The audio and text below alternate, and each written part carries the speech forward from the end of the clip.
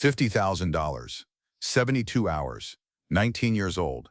Malcolm Little owed money to Harlem's most dangerous men. If he couldn't pay, the Italian Mafia would find him in the Hudson River. But Malcolm wasn't just another street kid. He was Detroit Red, the fastest talker, the smartest hustler. And that night, he would play the most dangerous game of his life to save himself. A game that would save one man's life, but destroy another's. Because in Harlem, everyone pays a price. The question is, who will pay? Subscribe now because the stories we're about to reveal will change everything you thought you knew about Malcolm X. And we're just getting started. 1943, Harlem, 2 a.m. Small's Paradise. Harlem's most famous jazz club. Music playing, people dancing, cocktail glasses clinking. But in the back room, behind the door, there was a different world. Malcolm Little sat at the table. 19 years old, red hair slicked back with pomade, his green zoot suit shimmering under the neon lights.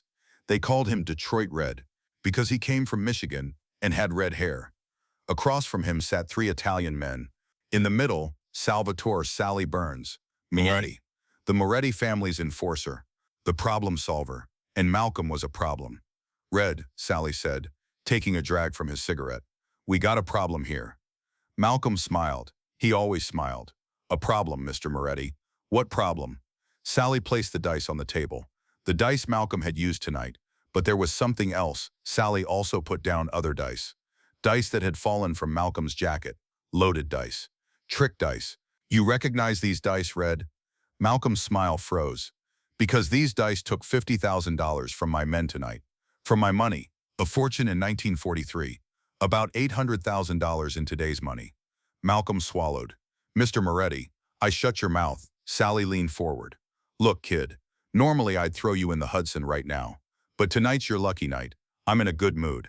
Malcolm breathed. 72 hours. 3 days. 50 grand. You bring it, we're square. You don't. Sally tilted his head. Fish in the river eat you. Malcolm couldn't say anything. $50,000. In 3 days. Impossible. But Malcolm didn't know yet. In those 3 days, he would pull off one of the biggest cons in Harlem history. And an innocent man would pay the price. The next morning, Malcolm walked the Harlem streets. He hadn't slept. Couldn't sleep. His mind was on one thing. $50,000. First option, run. Leave the city. Maybe go back to Boston. To his sister Ella's. But Sally Burns had a long reach. He'd find him in Boston, Detroit, everywhere. Running wasn't a solution. Second option, find the money. But how? Malcolm had $47 in his pocket. No property. Nothing to sell. Third option, go to the police. Malcolm laughed. A bitter laugh. In Harlem, does a black man go to the police and complain about the mafia? The cops would either laugh or arrest Malcolm themselves. Malcolm stopped in front of a bank, looked at the window, saw his own reflection. 19 years old, child of the streets, and now he had a death sentence. That's when he saw someone, a familiar face, Angelo Benedetto. Angelo was an Italian man in his 50s. He ran a small tailor shop, had lived in Harlem for 20 years. A good man, never hurt anyone. And an idea came to Malcolm's mind. A very bad idea, but the only idea. Because Malcolm realized something in that moment. The mafia wanted to kill someone. They didn't care about getting the debt repaid. They wanted to send a message. You can't con us. But what if someone else paid? What if Sally Burns got his revenge from someone else? Malcolm entered a small bar, West Harlem, 142nd Street. There he found Sammy the Fence Richardson. Sammy was a man who bought and sold everything. Stolen watches, jewelry, even information. Sammy, Malcolm said, sitting at the table. I got a question for you. Sammy raised his tequila glass. Ask, Red. You know Angelo Benedetto, the tailor? I know him. Good man. Why? Malcolm leaned in. You know any Italians Angelo does business with? Sammy narrowed his eyes. Red, where you going with this? Just ask. Who does Angelo do business with? Sammy thought. Some merchants, fabric sellers, mostly from the Bronx. But I heard he's got small dealings with the Genovese family. The Genovese family, Sally Burns's rivals. Malcolm's plan took shape. It was a bad plan. It required conscience, but Malcolm's conscience wasn't a luxury. Survival was the luxury. Here was the plan. Sell Angelo Benedetto to Sally Burns. Claim Angelo was a Genovese spy. Sally interrogates Angelo, threatens him. Malcolm gets off the hook. But the problem was, Angelo was innocent, a good man, and Sally might kill him. Malcolm couldn't sleep that night, lying on the ceiling, thinking about Angelo's face, thinking about his wife. Did he have children? But then he thought about his own corpse. In the Hudson River, eaten by fish, and he made his decision. But Malcolm hadn't yet seen the real danger of the trap, because Sally Burns wasn't stupid, and Malcolm would need to prove his lie. Next night, Malcolm went to Sally Burns's office. On the edge of Little Italy, an office above a restaurant. 2 guards searched Malcolm, took his gun, let him in. Sally sat at his desk. 2 more men beside him, all looking at Malcolm. "Red," Sally said. "Your time's running out. Where's my money?" Malcolm took a deep breath. "Mr. Moretti, I don't have the money." Sally's face darkened. He stood up. "But," Malcolm said quickly, "I can give you something more valuable." Sally stopped. "More valuable? Information. Who's leaking to you? Who's spying on you? For the Genovese family." Everyone in the room froze. The Genovese family, Sally's biggest enemy. Sally slowly sat down. "Talk." Malcolm swallowed. "Angelo Benedetto, the tailor, got a shop on 142nd Street. I know him. So what? He's working for the Genovese, using his shop as a front. They think he's moving fabric, but he's actually moving money, guns, messages." Sally's eyes narrowed. "You got proof?" This was the most dangerous part. "Yes," Malcolm said. "Last week I saw a package at Angelo's shop. One of Genovese's men picked it up. I don't know what was in it, but Angelo was acting real nervous." A lie. All lies. Malcolm hadn't seen that package. But Sally didn't know. What else? Malcolm had thought. Planned. Angelo goes to the Bronx every Tuesday night, meets with one of Genovese's numbers runners, gives them information about your operations in Harlem. Sally slammed his fist on the table. That Italian dog. Malcolm tensed inside. It was working. Terrible, but working. "Red," Sally said. "If this information is true, your debt is cleared." Malcolm breathed. "But if it's wrong, you and Angelo both die. I throw you both in the Hudson." And right then Malcolm realized something. He needed to prove the lie. Sally wouldn't just take Malcolm's word. He'd have Angelo watched, tested, and because Angelo was innocent, he'd fail the test. Then what would happen? Tuesday evening, Sally Burns had placed 2 of his men across from Angelo's shop. Malcolm was with them. He had to be. "You'll see it with your own eyes," Sally had said. 8 p.m. Angelo closed his shop, stepped outside, walked north. "Follow him," said one of Sally's men, Tony. Malcolm's heart was racing. Angelo was just going home. He wouldn't go to the Bronx. He wouldn't see the Genovese, because Angelo was an innocent man. And Malcolm's lie would be exposed. But then something happened. Angelo entered the subway station, the subway leaving Harlem, going toward the Bronx. Malcolm froze. This wasn't possible. Was Angelo really going to the Bronx? It had to be a coincidence. Visiting a relative, shopping, anything. But Tony smiled. "Look at that. Going to the Bronx. Red, you were right." The subway took 40 minutes. Every minute was torture for Malcolm. Maybe Angelo would turn back. Maybe he'd get off at another station. But he didn't. At Arthur Avenue, the Bronx's Italian neighborhood, he got off. Tony and Malcolm followed him. Angelo entered a small restaurant, Luigi's Italian Kitchen. Malcolm looked from outside. Angelo was waiting at a table for someone. 10 minutes later, a man arrived. In his 40s, thick coat, serious look. Tony took a photo. "I know him," he said. "Vito Colombo, Genovese's money man." Malcolm's world stopped. This was impossible. Malcolm had made it all up. Angelo couldn't have connections to the Genovese, but here he was, sitting with Vito Colombo. "Sally's gonna love this," Tony said. "Red, you're a good spy." But Malcolm wasn't a spy. He was a man trying to survive. And by chance, terrible chance, his lie had come true. But Malcolm didn't know this. Angelo Benedetto wasn't really working for the Genovese. He'd gone to the Bronx that night for a completely different reason. A reason that made him entirely innocent. But Sally Burns would never learn that.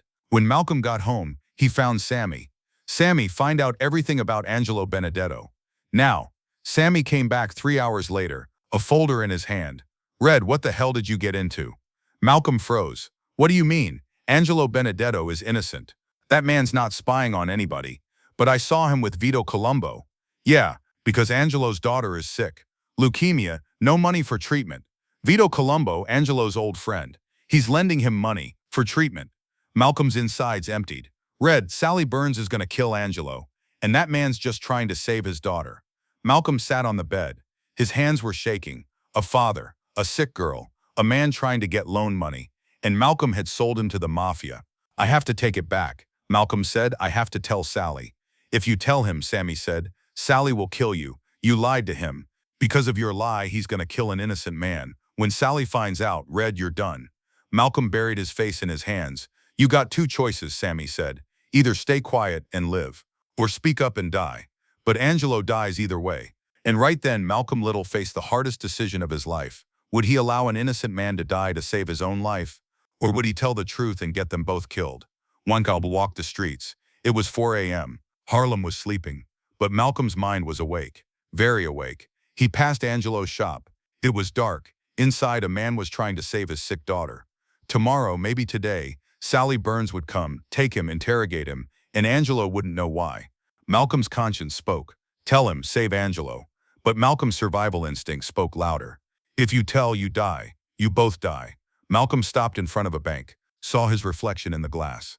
19 years old, red-haired, child of the streets, and he thought, my father told me write your own rules. But is this it? Is killing an innocent man my rule? Then another thought came. The system made me an orphan at 6, killed my dream at 14. Now I'm 19 and trying to survive. Did anyone show me mercy? No.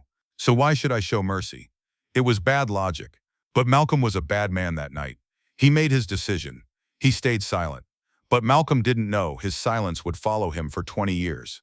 And one day in prison, in a dark cell, Angelo Benedetto's face would come back to him.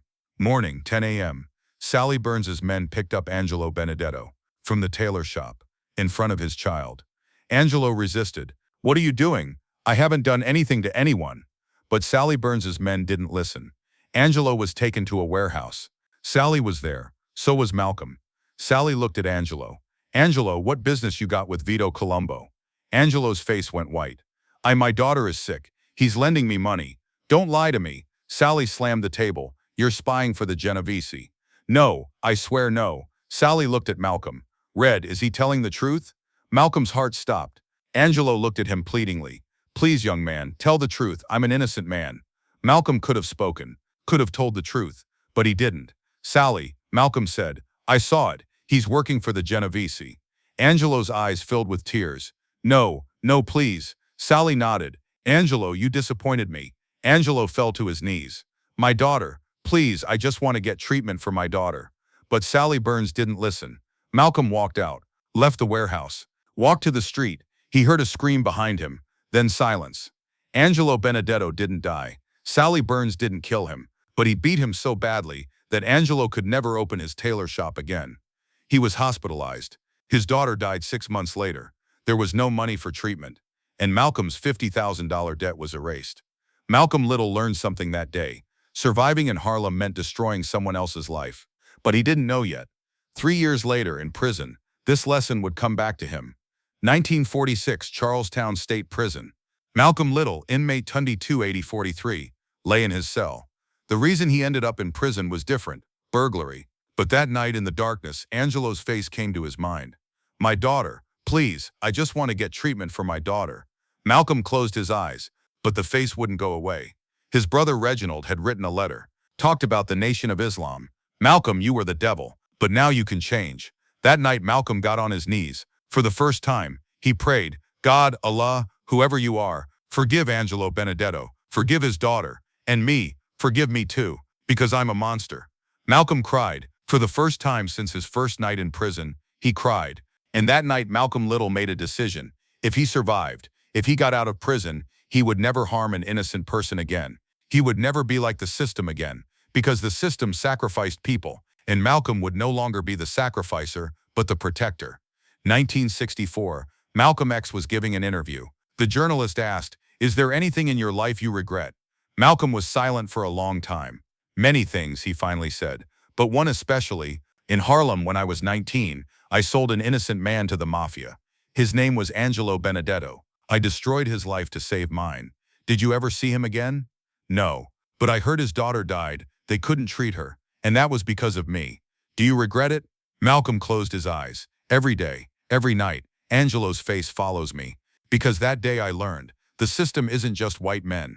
The system is inside us too, in what we do to each other to survive. Would you change it? That decision? Malcolm thought, I don't know. I was 19. I was facing death. But now I know, survival doesn't justify everything. Some things are more important than survival. And in 1965, when Malcolm X's own death came, 21 bullets, Audubon Ballroom, one of his last thoughts was Angelo. Because life is a cycle. Malcolm had sold someone to the mafia. Now someone was selling him. Malcolm Little, at 19, conned the mafia and saved his life, but destroyed an innocent man. Malcolm X, at 39, fought the system and lost his life, but started a movement. What was the difference between them? Angelo Benedetto.